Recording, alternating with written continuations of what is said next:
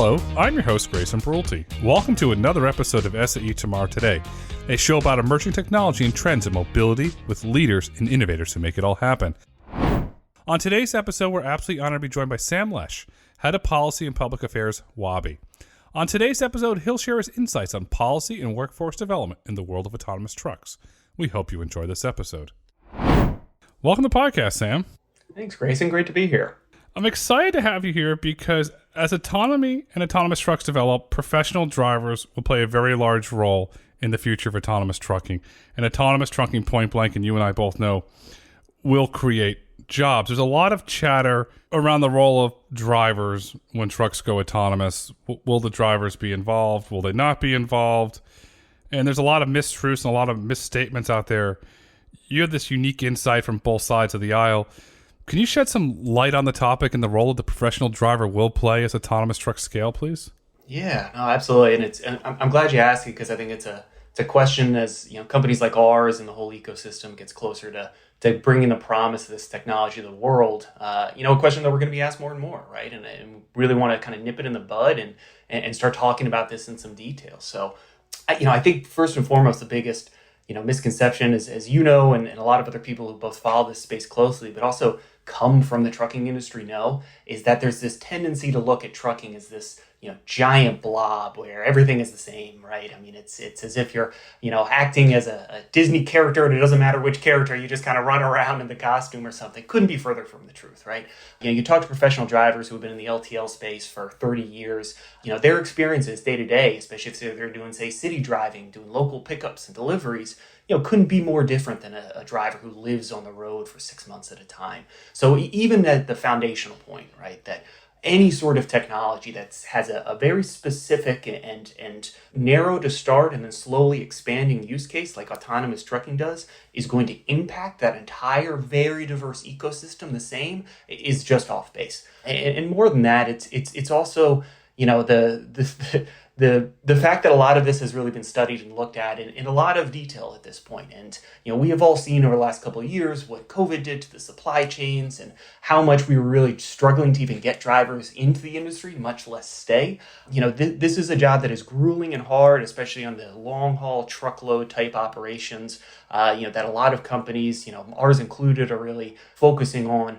And it's a very difficult job to, almost no matter what you pay people to get them to stay in because of the quality of life in there. So we really see this as a way to bring the benefits of technology, letting a robot go and do some of the most grueling work to free you up to do some of the slightly easier work as the perfect solution. And drivers are going to play an essential and irreplaceable role in that for decades to come. And it seems when I look at the trucking market as a whole, that there's a trend where drivers are preferring the routes where they can go home at night versus the long over the road. And just looking at autonomy and autonomous trucks, okay, that's a really great application where drivers don't really want to do, but you have the really great 1 million mile drivers, 2 million drivers that really enjoy that, but a majority of new drivers don't like that.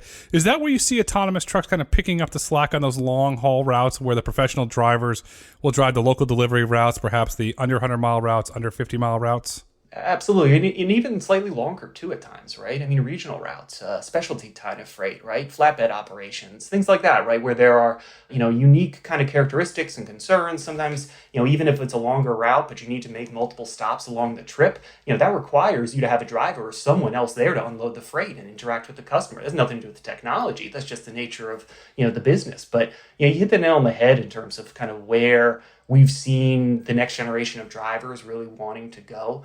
Hat tip to Uber Freight, who did a really good kind of review of some market data on this over the years. And, their look at kind of employment growth in the various sectors, I think since about 2012 showed, that the local delivery side, completely irrelevant of autonomy, had almost 20 or 30% more growth than the long distance kind of truckload side, right? And exactly your point. I think this reflects, the new generation coming in who values being at home. They're more connected, via social media and the internet to their peers. They understand that there are more options for them versus just going into a truckload job like a driver 40 years ago might have just been connected by a friend or a relative and stuck into that segment.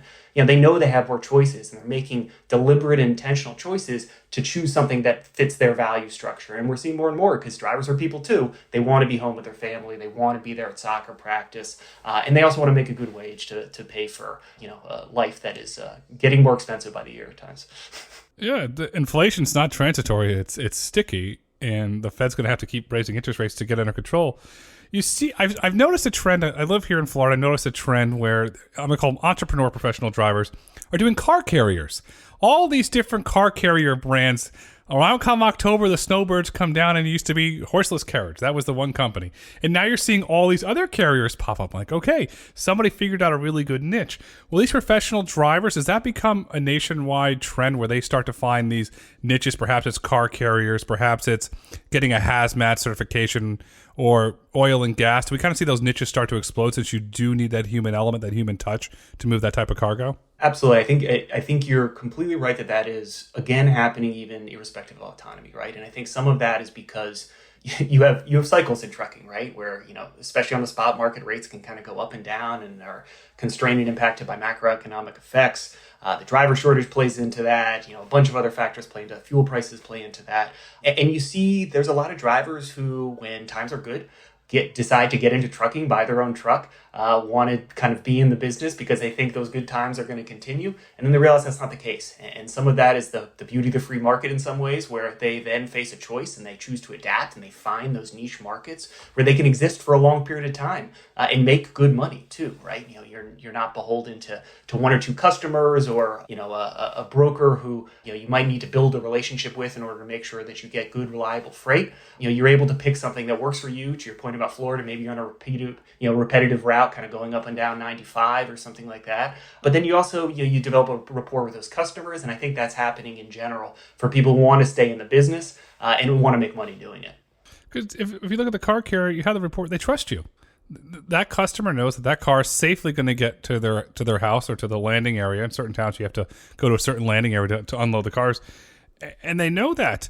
So that's one little niche. Then you have trucking. You have some of the very large trucking companies, multi-billion-dollar publicly traded enterprises. They have professional drivers that some of them run their own CDL schools. They've trained on these individuals to work their way up, and they value the role of the professional driver. How are they looking at autonomous trucks where they have such a high value on the professional driver? Yeah, no, I think it's always going to, again, to the amorphous point of trucking, I think it's always going to depend fleet to fleet, right? And don't want to speak kind of for all of our customers under one umbrella, but I will say this. To go back to the COVID times, I think that was a really important lesson learned in some ways about how kind of market dynamics could be shifted in a really unique time and what that means for the labor market. You have seen over the last few years, sign-on and retention bonuses that were absolutely sky high, right? That were bringing people into this industry, sometimes in droves, but other times it still wasn't enough to convince people to come into this industry. And I think that was a wake-up call for a lot of fleets, that this wasn't a problem that you can kind of buy your way out of, right? That there is a foundational issue with kind of the industry, almost since deregulation of the trucking industry, where you no longer had forcibly segmented or shortened routes, but you really could drive across the country. Great for consumers, great for the price of goods, great for efficiency in the system. But that's a really challenging value proposition for a driver, no matter kind of what benefits or pay or bonuses you're throwing at them. So I think there's been this collective acceptance that you need some way to kind of let off the steam valve, right? To allow some of that extra capacity and pressure to be taken in a different direction, so that you can get freight there on time for your customers and continue to develop a sophisticated industry that can survive both the ups and the downs as the market dictates. I studied the freight market a lot during the pandemic. There's all the public reports, and we saw the reports out of the Port of LA. Goldman Sachs did a really good one about all the cargo backing up, and then I saw the shifting movements to the Port of Savannah and the various other ports around the United States.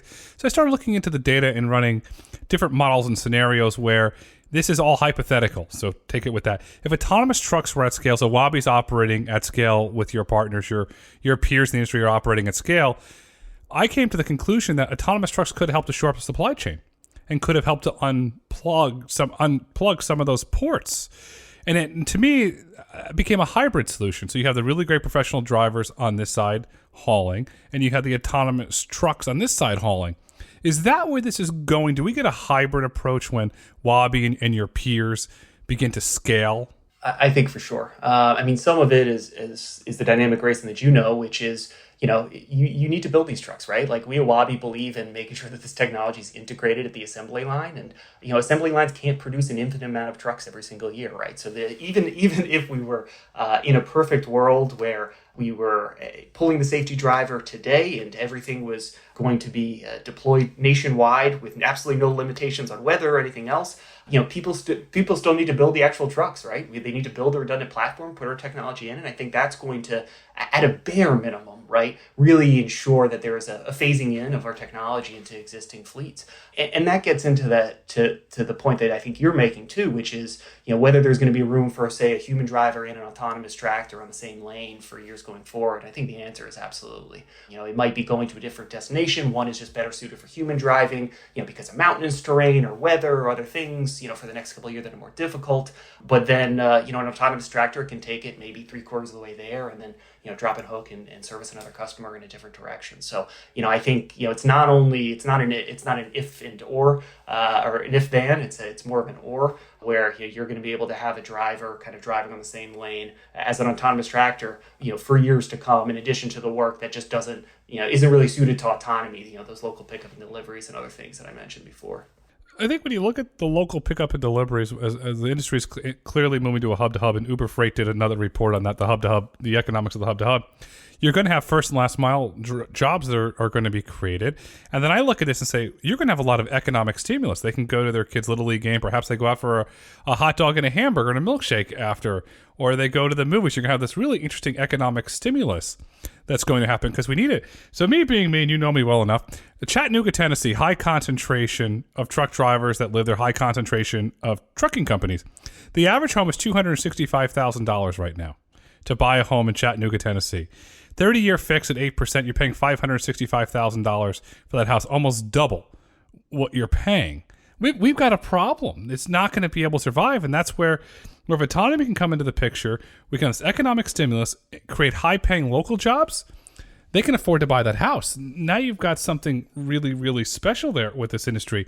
But yet, why is that narrative never told about the positive economic benefits that this technology is going to have, not just for the companies developing it, not just for the companies that are using it, but for the communities that where this technology is going to be deployed?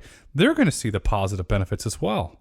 Yeah, and the environment too, Grayson, right? I mean, as we shift more and more to EVs, I mean, the drayage and kind of local delivery industry is really, I think, where we start to see, that makes a ton more sense, right? A haul of 50 or 100 miles is much easier on an electric tractor as you see everything that's going on in California with CARB and the difficulties of the rollout there.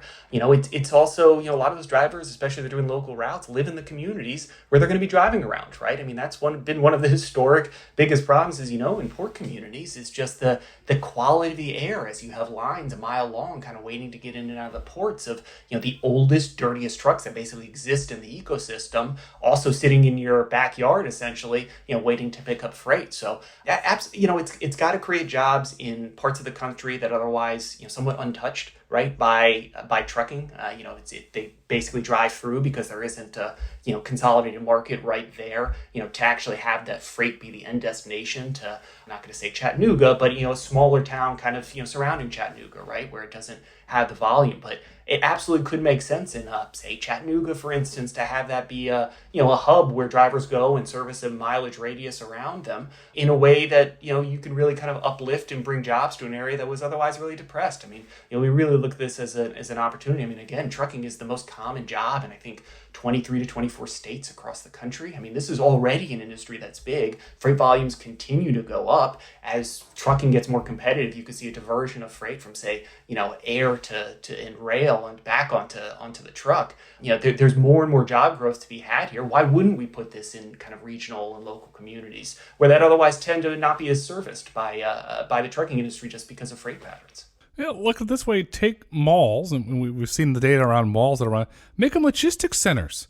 Think about all the jobs. So you took a mall that employed thousands of people, and now it's a logistics center employing thousands of people because the economic depression around where some of these large malls were is frankly sad because they're not going back, and we have to do something with that land. They have very big parking lots, It's not hard to get an A&E firm in there to go redesign it to make it a logistic hub.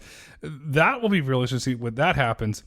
Autonomous trucks are coming. You're at the forefront with Wabi. What does the adoption curve look like in your opinion? I think it depends again, not to castigate it as an amorphous thing. I mean, I think, what Wabi is really focused on building is speeding up that curve, to be candid, right? It is understanding that you have a incredibly powerful technology in generative AI that can allow us to understand the diversity of the world at a pace and with an amount of fidelity that no one else can, that otherwise you need to drive millions and millions and millions and millions of miles on the road in order to do things that, AI-based simulation and an AI-based driving system can allow you to do in a fraction of that time. So we think we're really changing, the curve to make it, much more of a hockey stick so it can kind of, be adopted quickly. But, again, this is going to be incremental, right? I mean, it's these are also, not just the manufacturing of tractors themselves, but, the purchasing of tractors needs to also work into a fleet's purchasing pattern, right? As there are capital expenditures that are planned out years in advance. And so all these factors are going to go into it still being incremental. But, first and foremost, the technology needs to be there and it needs to be safe. And that's what we're really excited to be building at Wabi. And you have a great name for your simulation platform, Wabi World. It reminds me of Wayne's World. It's party time, but on yours it's simulation time. I mean, it's really great branding. It maybe not as fun as being in Wayne's basement, but a different kind of world for sure. It's amazing to see, right? As a non-engineer, as someone who really is in awe in some ways of what our technical teams can do. We were able to basically drive down a road, capture information from our sensors, immediately transfer that into Wabi World, which is our closed loop simulator, and turn that into a driving school or a playground, basically to train our autonomous driving system. It's something that no one else can do. And it's because we have the absolute world leaders in artificial intelligence working at our company, kind of beginning with our CEO, who has been a leader in this space for years. And it's allowing us to build a product that's not only, to your point about adoption, going to be, in our minds, safer, but it's going to be easily generalizable, right? What we can take lessons learned in one part of the country, easily transfer that in simulation into a base level of testing before we put it into a different road, across the US or Canada or wherever we are going to deploy, and get it much closer to kind of driver out deployment than we otherwise could. So we really think that this is the direction that the entire industry needs to go and end up will go, and we're excited to be at the forefront of it. I want to give you credit because you're an AI company at your core. You have a simulation platform that I've spoken to some of your investors, and they speak volumes about your simulation platform that Raquel and the team has built. But you have a lot of credit that you don't get enough for. You hired a trucker. You hired Dustin Cole. He comes from a trucking background. You have a trucking background. Then you put together the Million Mile Driver Advisory Board. To me, it says you're showing respect to the professional men and women drivers, but it also says that you want to learn from them.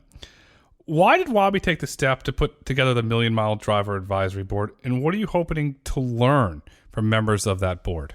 No, and look, hat tip, I guess hat tip to Raquel for hiring Dustin and me, and recognizing that this world needs, kind of more people who are in the industry where we're deploying. But I think we're already to the Million Mile Driver Advisory Board, as well as just, the approach that we've been able to take on the commercial side is really, proving out that thesis, right? That this isn't a technology that should be overlaid on top of an existing industry, but you need to bake it into, what the trucking industry has been, doing and knows so well, because, this is their business, right? So, we've really looked at this, whether it's on the advisory board or just interacting with customers, as being a really collaborative, close process through and through. And that includes on the drivers who are not only going to see this technology on their own lots, being used by their companies, but are also going to drive on the roads next to it. So, our approach to the driver advisory board has really been twofold. One is, you would be crazy not to learn from someone who has driven 2 or 3 million miles on the road, right? Who has seen absolutely everything that there almost is to see, has made the highway their office for, decades at times, often accident-free that entire time. I mean, that is an accomplishment in and of itself. Why wouldn't you try to pick every little piece of information you could out of that person to help us build a better system. We just had another meeting with our driver advisory board the other day, and the details of what they have experienced, the secondhand nonverbal communications that they were able to pick up just from driving on the road is so valuable to our engineers and to us as a company as we understand the challenge. Of really building the stack and building something that is safer than the safest human driver that exists. But the other part is to really not be just extractive, right? We want to give back and actually open up a dialogue with drivers. This is about opening up the hood a little bit so that they can see what the technology is, but they can also see what it isn't, right? To your point about why are we not talking about job creation on the local P&D side, some of it is we think because people aren't doing enough of this outreach and direct communication with drivers, right? It's telling them that this technology is meant for a certain purpose and it is not meant for other purposes, right? That local pickup and delivery, times where you really need to interact with the customer in a lot of detail, right? There is a very important, huge market that it's going to fill, but that does not mean that it is going to take up every single tractor trailer that drives down the road. And being able to communicate that to drivers, have them get excited and understand kind of the possibilities for it, and also show them again, the road is their world. Show them how we're building this safely so that they know when they see a Wabi Power truck driving, down the road next to them, they understand what went into building it, and then they know that they can trust it and don't take other, divisive action that could even impact the safety of our drivers. So we want to be a part of the community. We appreciate them accepting us, and it's a conversation that we're really excited about continuing to have. Trust is key. Without trust, autonomous trucks don't scale at the end of the day. The public has to trust it. The professional drivers have to trust it. When you're going down the road with your family in a car and you look and you see a fully driverless truck, you have to trust and know that that truck is doing safe driving. And then for me being a dad, the one thing that I know my daughter's going to want, and that a lot of other parents' kids are going to want, the honk game. You're going to have to teach the truck how to play the honk game. Because then you're going to build public trust with kids, and that's a really good thing. Amen. No, it's a great point. That's again, to the driver advisory board, has been one of the best things I think that we've really uncovered is those nonverbal cues that people take for granted in some ways, and how we can make sure to adopt little pieces like that into our technology so that we're not a random secondary actor coming into the highway, right? We want to be integrated seamlessly into the ecosystem so that at times you might not even know we're there until you look over and see that there's not a driver in the cab. That's the goal, right? Seamless, boring implementation that it's so safe. It really doesn't raise alarms, and we'll need to make sure to put in a good horn for your daughter, because keeping excitement in the industry is as important as anything. Absolutely. Professional drivers, and I've spoken to lots of them, and some of them get very tactical when they drive. They're watching the wheel on a car. Is it moving? Because it could potentially come off, and so they're trying to get evasive maneuvering, and they're really good at studying the road or patterns of a car swerving. Perhaps they're on their phone or they're intoxicated. They're really good at reading the road. Are you taking those learnings from professional drivers of reading the road and putting it into Wabi world, where your autonomous trucks are knowing how to react to a situation just as a professional driver would? Yeah, absolutely. Some of this is we have what we think is the best technology, in the space in order to drive. However, we think is the safest driving behavior. But there is an art as well as a science, and the part of the art that we try to tap into is, what do professional drivers think is the safest maneuver in a certain situation, right? Where, you could take one of two options. And, this is, again, where Wabi World allows us to play with all these options, offline in the safety of a simulator instead of the real world. But we like to take the lessons and their advice into how we are, programming the technology. Because, again, it's whether it's, the increased oil that has kind of come up the roadway after, the first rain in a couple of months, and what that can do to friction on the road, or whether it's, how you adapt to looking into how a human looks into, the car next to them and might see the person texting and maybe adjust their driving behavior. That's all feedback that we want to take, to build into our system and then level up on top of it, right? We also have benefits that a human driver doesn't. One of the things is you've heard over the years too, Grayson, is just, drivers have a huge blind spot, oftentimes on the far side of the truck, especially as they're pulling a 53 footer. We don't have that blind spot. So what can we take in terms of their advice, level up with the 360-degree, vision that our sensors give us, and create a holistically safer product than a human being really ever could do, right? Because even if you're checking your blind spots on one side, you're turning your head to the blind spot on the other side. So kind of combining those two worlds to create a perfect product is what we're aiming to do. You're making it safer. I'd much rather be on a road with one of your autonomous trucks than a human driver, because I know your truck is not going to get distracted. And I know your truck has one mission: to go from destination A to B safely. That's all your truck's focused on. Yeah. And back to the quality of life of current drivers too, which is something I keep in the forefront of my head all the time. You also have the opportunity to maybe shift drivers from off-peak hours, or back to peak hours where they can actually get their circadian rhythm right and be driving during the day again, right? An autonomous tractor can do some of the hauling at night because it can go coast to coast when there's less traffic, and do things like that. There's just a host of benefits we see here. The increased pay, increased ability to kind of get home at night, the ability to have more routine and predictable freight. So hopefully this will help dig into, so the frustration that a lot of drivers have of waiting hours, if not days, at a shipper's facility sometimes, waiting to pick up a load or drop one off. More consistency, reliability in the system, more optimization of the network in general, right? Because we know where assets are all the time. We can avoid empty backhauls, which is also terrible for the environment, and not as efficient as it could be. So we see all these things kind of playing into making a driver's world better, but also making the network better, which also at the end of the day, you got to remember, drivers get paid by their company unless they're an independent or operator. So, if there's more margin for their company, that's more money that can go into drivers' pockets. That's more retention bonuses that can go out to them. And we just see efficiency as better for everyone in the entire supply chain, from dock workers to refuelers to drivers themselves. It benefits everyone. We haven't talked about this, but for the professional drivers, it's going to increase their health. They're going to get healthier. And that's going to have a really big impact. And the consumer's going to benefit because some of those cost savings will be able to be passed on to the consumer at the end of the day. There's the jobs, and you have the individuals that unload a truck, load a truck, do the inspection. What type of jobs do you see being created in the future? And I start seeing a lot of jobs around the depots, or if you want to use the term, the transfer hubs being created. In your opinion, what are some of the other jobs that are going to be created in the autonomous trucking ecosystem?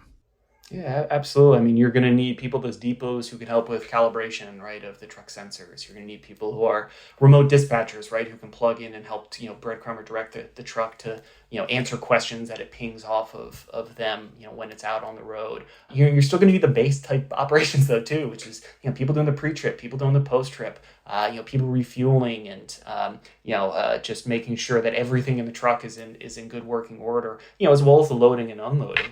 But, for all the job creation that's going to happen there, to what we're talking about the outset of the conversation, I don't want to acknowledge that there's really going to be any job loss, in the grander ecosystem for those drivers themselves, right? So in our mind, the job creation is an awesome, great addition to the entire ecosystem, but you're also going to have, just by nature of the slow trickle of job creation that's existed in the human-driven space, a ton of drivers who are going to continue to be able to drive, and then added efficiency in the system, what's going to allow fleets to hire more and more drivers. So we see it as a win-win in kind of both buckets. But there is going to be some really awesome, exciting jobs that are created that don't exist now. It's going to be fun because you're going to get individuals who would never thought of a career in trucking to say, this is cool, I get to work in technology. And I get to go home at night. Okay, this is great. So you're going to have those individuals that go there. Overall, how should the industry approach workforce development? It seems that we've had some starts, stops. We haven't collectively come together around a clear messaging. Yeah, I think honesty too, right, and transparency is always key. We've made a center of our communications to drivers is really being clear with them about, again, what the technology is capable of doing and what it isn't, what the adoption timelines are and what they aren't. And drivers are very smart people. They are able to connect the dots and understand what that means for them. There's a lot of macroeconomic factors to what we talked about at the outset, that impact whether driving is a good job for them even prior to autonomous tractors, right? It's, if if they're operating in the spot market, where the spot market makes sense, if they're going to have enough contractor freight to exist for years at a time. So, we see this as something that's going to add stability and reliability to them, and just, communicating that to them directly, right? Not being afraid of drivers, right? Some of you I've talked to more drivers over my career than I can even count. And drivers are just good, hardworking people in my experience, right? They want to make a good wage. They want to be able to, get home to their family at the end of the day, and they want to do it, with their limbs intact and healthy. And that's the other part too of communicating the benefits. To your point about health of drivers, anyone who's lived down on the road has seen, how much of a taxing lifestyle that is. Not just because you're driving and away from home and sleeping in the a truck stop or in the sleeper berth for days at a time, but you're also eating fast food. You don't have access to any sort of outdoors facilities to go for a walk or kind of stretch your legs. And drivers have seen that. You have the rise of sleep apnea and other physical issues kind of impacting the community more than anyone. I think if you ask drivers in an honest fashion, they will acknowledge things need to change in this industry, and we're excited to be part of that revolution. You should be excited. You're doing good. There's no other way to describe it. You're doing good. The drivers are going to have a better lifestyle. They're going to make more money, and they're going to be able to be there for their family. And that's a win-win. And it's going to benefit their local community as well. And there's going to be a lot of positive benefits that come from autonomous trucking. So thank you for highlighting those on this conversation. There's the $1 million one. I'm giving you a huge softball, so I want a Babe Ruth home run on this one. What is the future of autonomous trucking in Sam's opinion? I think the future of autonomous trucking is incredibly bright. I think it is incremental at first and then going into rocket ship speed, a couple of years after initial, integration. Yeah, I liken this, Grayson, to something that we kind of can't comprehend in some ways now until it really becomes ubiquitous. And a hat tip to some of my robotaxi colleagues, in the same way you're seeing with robotaxi deployments. It's almost unbelievable until you see it and you take a ride and you go into it, and next thing you know, you kind of don't think about it anymore. That's what I see as the future of autonomous trucking. More efficiency. It makes the trucking industry as a whole better. It makes drivers' lives better. It increases efficiencies for our entire supply chain, and just helps unleash the U.S. to do things that we otherwise are constrained to do because of the inefficiencies of our supply chain. So that efficiency, that the positive job creation impacts everything across the board. I think it's really going to take off and change the way that we move goods in this country forever. Autonomous trucks become part of the fabric of society as they scale at the end of the day. And if America can have a stable, secure supply chain, it's good for national security. And it's good for the economy, and then the entire country benefits. And hopefully at some point we get a national framework that can allow Wabi and all of your competitors in the industry to operate across state lines in all 50 states, because the American public will benefit. And when the American public benefits, the economy benefits. When the economy benefits, everybody wins. As we look to wrap up this insightful conversation, Sam, what would you like our listeners to take away with them today?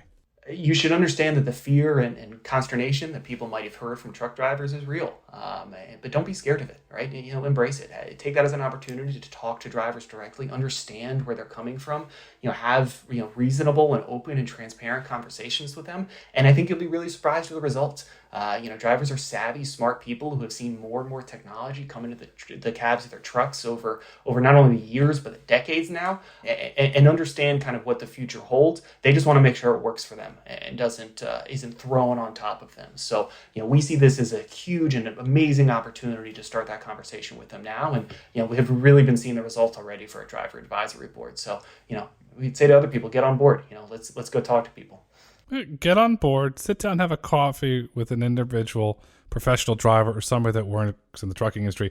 I've done it. They're fascinating conversations, and the best part is I learned something that I didn't learn, and you get to meet really great men and women. Today is tomorrow. Tomorrow's today. The future is autonomous trucking job creation. Sam, thank you so much for coming on SAE Tomorrow Today. Thanks for having me, Grayson. Thank you for listening to SAE Tomorrow Today. If you've enjoyed this episode and would like to hear more, please kindly rate, review, and let us know what topics you'd like for us to explore next. Be sure to join us next week for another episode of SAE Tomorrow Today Unplugged, where I'll share my thoughts and insights into markets and the future of mobility.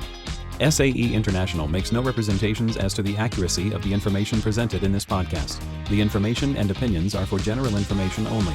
SAE International does not endorse, approve, recommend, or certify any information, product, process, service, or organization presented or mentioned in this podcast.